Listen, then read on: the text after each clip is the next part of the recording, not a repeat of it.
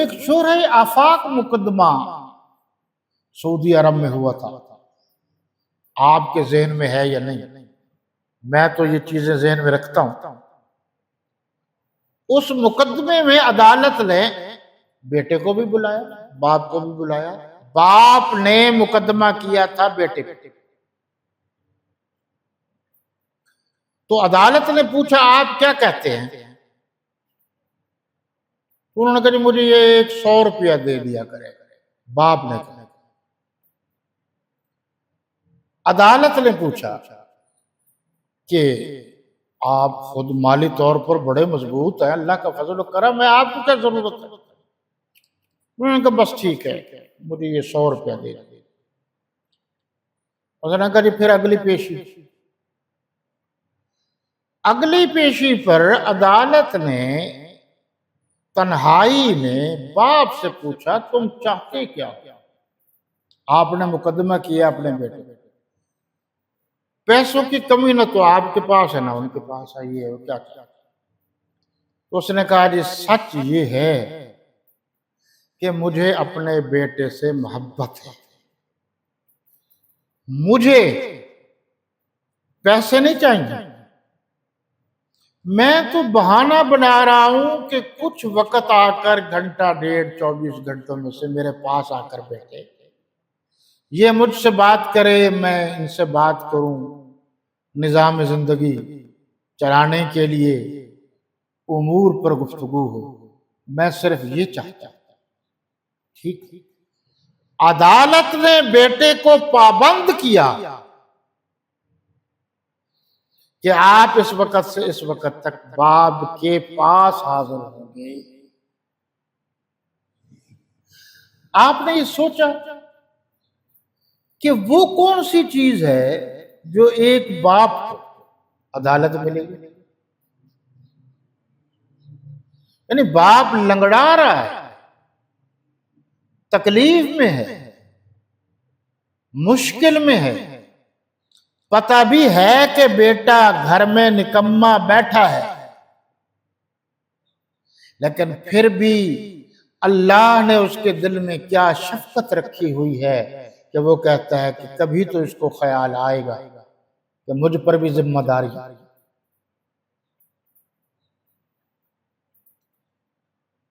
تو باپ اپنے اولاد کے لیے، بیٹے کے لیے کیا سے کیا نہیں کرتا؟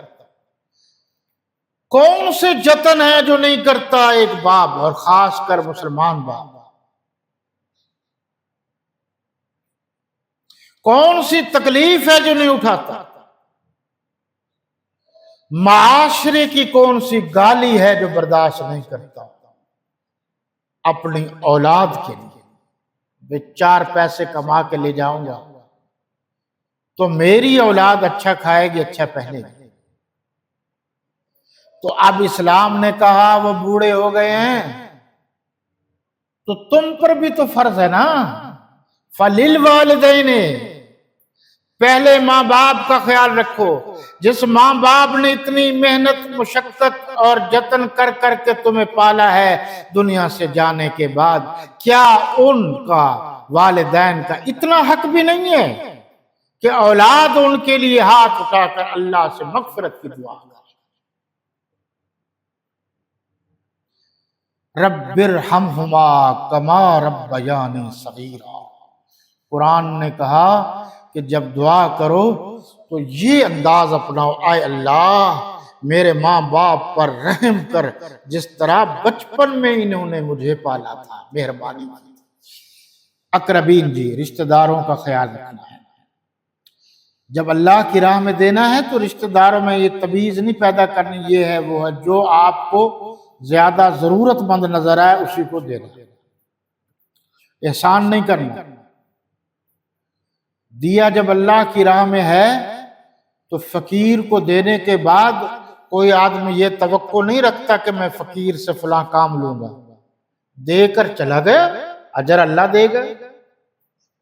تو پھر رشتہ داروں میں عام طور پر بعد میں تانا زنی کی جاتی ہے، یہ غلط ہے۔ اقربین، یتامہ، یتیموں کا بھی خیال رکھنا ہے، برادری میں، خاندان میں، رشتہ داروں میں، پڑوسیوں میں جہاں تک آپ کے بس میں ہے، مساکین جو بہت زیادہ، فقہاء نے تو لکھا ہے مسکین اس کو کہتے ہیں جس کے بعد ایک وقت کا کھانا ہو کھانے کا اور دوسرے وقت کا نہ ہو، یعنی ضرورت مند مجبور۔ وابن السبیل مسافر، کوئی مسافر ہے اور آپ کا دل مطمئن ہے یار واقعی کوئی پریشانی ہوگئی یا فلاں جگہ ایکسیڈنٹ ہو گیا، تو بہرحال یہ بھی بڑے عجیب منظر ہے۔ ایسے منظر بھی ہم نے دیکھے ہیں کہ ایکسیڈنٹ ہو جائے، حادثہ ہو جائے تو لوگ اٹھا کر ہسپتال پہنچاتے ہیں، یہاں تک کہ خون بھی دیتے ہیں۔ اور یہ منظر بھی میں نے دیکھے ہیں کہ وہ کٹا ہوا ہے تو دوسرا اس کی جیب صاف کر رہا ہے، گھڑیاں اتار رہا ہے۔ ایک یہاں لفظ سید کا نہیں آیا جی،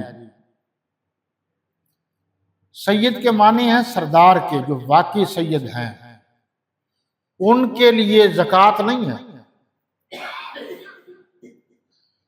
مجھ سے ایک سید نے، میں سوال بھی ایک آیا ہوا ہے میں وہ بتا دوں گا، بڑا عجیب سوال کیا، کہنے لگے ہم کیا کریں کہ لوگ ہمیں دیتے نہیں، ہمارا جسم کام نہیں کرتا، ہم بوڑھے ہو گئے، ہاں جی زکوٰۃ ہم لے نہیں سکتے، ہم کیا کریں؟ بہت سارے لوگ کہتے ہیں نا کہ اللہ کے نبی کہہ دیتے نا زکوٰۃ دیا کرو سادات کو، یہ صحیح النسب صحیح العقیدہ سادات کی بات کر رہا ہوں، 2 نمبر سادات کی بات نہیں کر رہا۔ اگر آپ کہہ دیتے تو لوگ کہتے کہ اللہ کے نبی نے زکوٰۃ رکھی سیدوں کے لیے، اپنے رشتہ داروں کے لیے، یہ اللہ کا حکم نہیں ہے، اعتراض کرتے، جھوٹ بولتے، الزام لگاتے، اس لیے آپ نے فرمایا نہیں میرے رشتہ داروں کو زکوٰۃ نہ۔ لیکن جو 40 روپے میں سے 1 روپیہ زکوٰۃ کا دیتا ہے وہ کہتا ہے جی زکوٰۃ میں نہ دوں تو کیا دوں، تو باقی تو تمہارے پاس 39 روپے ہیں، 39 روپے میں سے 1 روپیہ بھی تم حضور کے خاندان کو نہیں دے سکتے۔ صحیح النسب صحیح العقیدہ، پھر سے یہی تو چیزیں ہیں سمجھنے کی۔ تو سادات کا، صحیح النسب سادات کا، یہ میں بعد میں بتا دوں گا نشانیاں کیا، ان کا بھی خیال رکھنا ہے، ہمسایوں کا بھی خیال رکھنا ہے، یعنی جہاں اللہ اور اللہ کے رسول نے عبادات کا، حقوق اللہ کا حکم دیا ہے، وہاں آتے جاتے ہوئے دوسروں کے خیال رکھنے کا حکم بھی دیا۔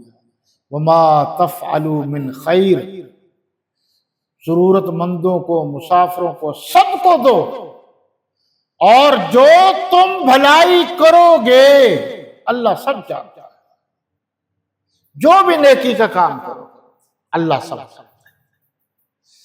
کچھ لوگ وہ بھی ہیں جو مسجدوں سے نئی جوتیاں اٹھا کر لے جاتے ہیں